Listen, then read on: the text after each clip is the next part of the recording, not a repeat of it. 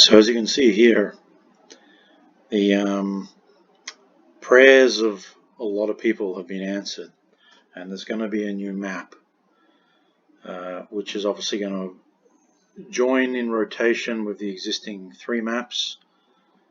So there'll be 4 maps to pick from.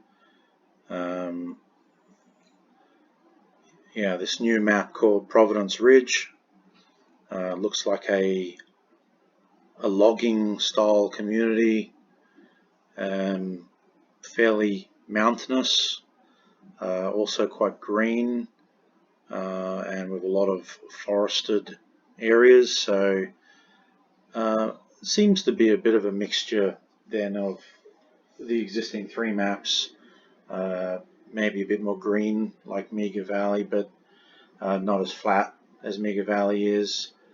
Maybe taking the hilly or mountainous areas from Drucker and Cascade, and we'll watch the videos shortly. But there's areas that they show in there that kind of look a little bit like the original State of Decay 1 map, specifically Spencer's Mill. So anyway, we'll talk about that soon. Some of the things coming with the new map are the heavy melee weapons. For those of you who played State of Decay 1, you would have perhaps used those in the past, and of course they were missing so far in State of Decay 2, and that's now being changed. The graphics have been modified. There's apparently going to be twice as much music, like the soundtrack is going to be twice as much as what it is currently in the game. So that's pretty cool. State of Decay has always had excellent music in the game.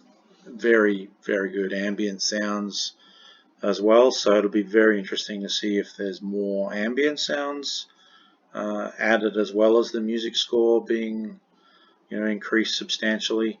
But we'll just have to wait and see, I guess. Obviously, they talked about the fact that Independence Pack, Daybreak Pack, and Heartland are now all going to be free. So when this Juggernaut edition upgrade comes through, anyone who didn't have those DLC will now get them for free. And of course, to compensate people who have spent money on these things in the past, they're going to hand out some free gifts, which we can talk about as well, because they've told us what those are going to be. Nothing specifically rewarding you for having purchased Independence Pack if you somehow bought that separately, but if you had bought Daybreak Pack separately, then you'll get a unique outfit, like a biker's style outfit with a Juggernaut, plus 3,000 prestige, which would actually take quite a while to grind away in Daybreak to earn as much as 3,000 prestige. Anyone who purchased Heartland will also get 3,000 prestige plus a separately unique outfit. I think it's also Juggernaut related, based on the name of the upgrade, but it'll be different than the Daybreak one. So if you'd bought the Daybreak Pack and Heartland, then you'd end up getting 6,000 prestige by the looks of things, plus 2 unique outfits. But if you'd actually bought the Ultimate Edition, you'll get the Daybreak Pack gifts, which is the 3,000 prestige, and the outfit, plus they'll give you an extra 1,000 prestige. So you'd get 4,000. So if you've got the Ultimate Edition plus Heartland, by the looks of things, you'll end up with 7,000 prestige and 3 different outfits. Because the Ultimate Edition also gives you a unique outfit, which I will just quickly look here and show you. All right, so that's the one by the looks of things you're going to get if you had the Ultimate Edition, which is kind of interesting. They've got this character. He seems to be the mascot for this community. This logging community sort of looks a bit like Sasquatch or something. But yeah, I just think it's interesting that it says shaggin' time. I'm not sure if everyone uses the same kind of slang, but yeah, anyway, shaggin' might have a different meaning depending on which country you live in. You can just Google it for yourself. But yeah, it's an excellent upgrade. It's amazing that it's free. And yeah, I for one am pretty excited. But anyway, let's check out the video quickly.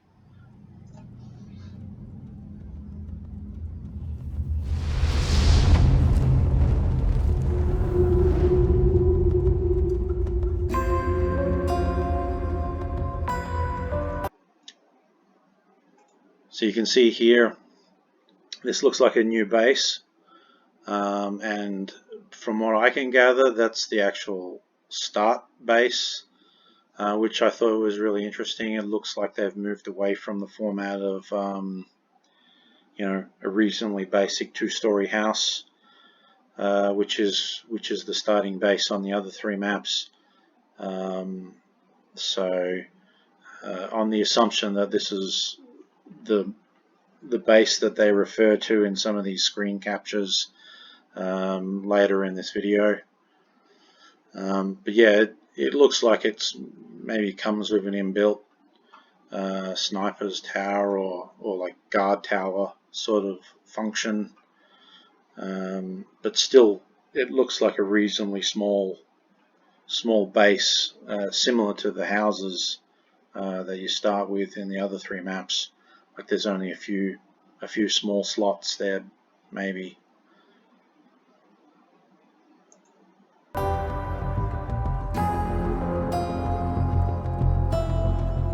Yeah, this is the area that it kind of reminds me of Spencer's Mill. Spencer's Mill had a lot of trees in State of Decay 1 map. A lot of trees like this surrounding the little town. But yeah, obviously this is a unique area, but it just reminds me of Spencer's Mill. There's the town mascot by the looks, who suggests that it's shaggin' time. You can see here the remastered graphics. So it certainly looks pretty different. Now, this is something that I found interesting. You can see here that this person's face is a bit dirty, and the first person's face kind of looked clean. So apparently a new feature that lets you determine how happy people are or unhappy people are is how clean or dirty that they look. So people with poor morale are actually going to look a little bit worse for wear. They're gonna have dirt on their faces and stuff. Maybe they've kind of lost that will to make the effort. So I just thought that was interesting, that it's just a further little way of determining whether you got a community of happy little campers or people who aren't really doing that well. that guy's face is dirty as well, so yeah, it's possible that that whole community wasn't very happy. And yeah, obviously here we're seeing the great weapons, heavy melee weapons. Yeah, this bit about getting modes now being free and available to everyone.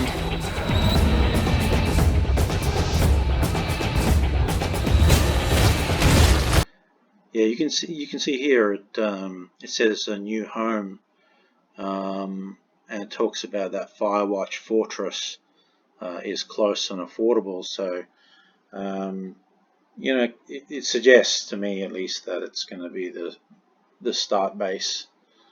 And it's either that or maybe this is just a separate mission that has asked you to move to like the next base up, but it probably is the starting base.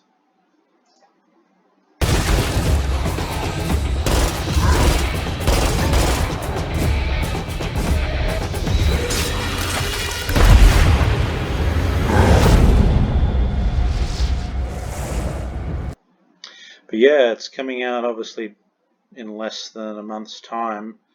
So yeah, one thing I'd probably recommend to people who do own the DLC, you know, spend the prestige that you've got, because as far as I'd be aware, there's still going to be that 9,999 cap. So you know, it's great that you're going to get free prestige given to you, but you might lose it if you don't spend it. So yeah, maybe just a word of warning there that if you've got enough gameplay in of Daybreak to open it up to be able to buy stuff with prestige in the normal game, I'd suggest doing that, because I for one will easily go over that cap, because I previously haven't spent much prestige, and you know it does take quite a while to earn, so you know you don't really go running out there and spending it all at once. So but anyway, I'd definitely suggest doing that if I were you. But yeah, really exciting stuff. I'm super duper looking forward to the Juggernaut edition coming out, and yeah, hopefully there's more big updates and little updates on the way. You know, whether they're free or not. You know, personally, I don't mind paying my way, but yeah, no, definitely looking forward to it. Well, thanks everyone for watching, and I'll catch you next time. Cheers. Bye.